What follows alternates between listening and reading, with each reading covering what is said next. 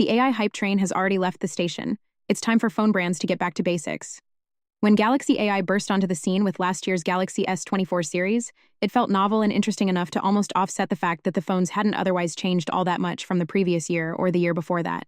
The déjà vu has never been stronger than with our Galaxy S25 hands-on. Yes, there are changes, of course, but they're pretty minor even on the Ultra, and good luck remembering what's new on the hardware front with the Galaxy S25 and S25 Plus. Instead, it's all about what's new with Galaxy AI. But AI is fast becoming a crutch for a number of brands to leave hardware in the back seat. Honestly, it's got to stop. I'm sure you're all painfully aware of the snail-paced improvements to modern flagship hardware.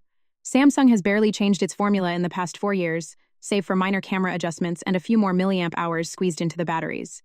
Maybe Apple's new camera control button and Samsung's upcoming Edge model count as innovative if we're feeling very generous. But in general, slapping a new processor in the same chassis and calling it a day is about as much effort as these brands can muster. At least Google keeps its phones looking somewhat fresh each year. Instead, all eyes are laser-focused on what AI can do, or rather what it insinuates it might eventually do. And while the AI buzz might have CEOs grinning and shareholders drooling, it's yet to have a game-changing impact on consumer products. You'll find AI crammed into virtually every office suite and new bit of hardware on the market, yet I'd wager very few of you dabble above the free tier. A big part of the problem is a lot of the latest AI software is downright garbage too. Contextual setting search is Samsung's latest innovation, but surely that's just a tacit admission that One UI 7's menus are a hellhole to navigate. The less said about Honor's latest AI image upscaling malarkey, the better. And why does everyone think I want to generate an AI avatar of myself? The few useful AI features already run just fine on last year's hardware. Admittedly, some AI tools are quite helpful. Equally, why should anyone consider buying a new phone to be little more than a beta tester for tools that might have the plug pulled at any point? Those were once major product differentiators too, yet today they're gradually being dumbed down because there's no money in glorified egg timers, just like few will spend good money to upscale their occasional long-range photos.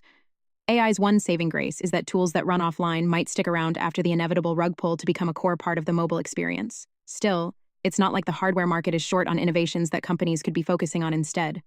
We're talking 5,700 milliamp hours versus the Galaxy S25's 4,000 milliamp hours.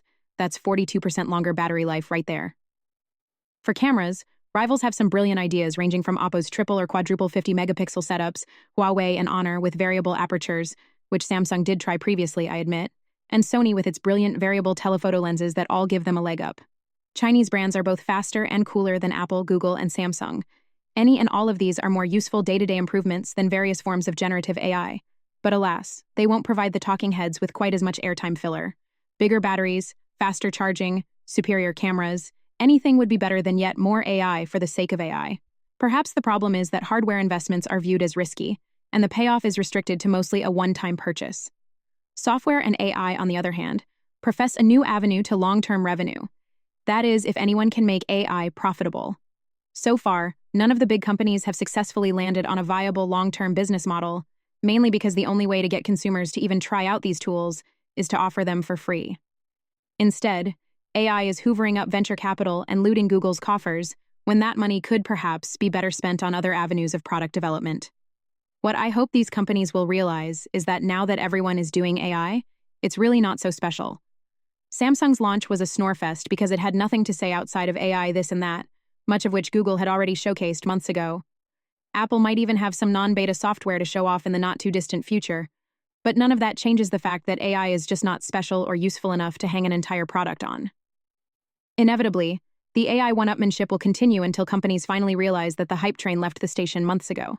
But that's all the more reason for smartphone brands, who are in the hardware business after all, to scour the labs for more useful technologies to help break new ground.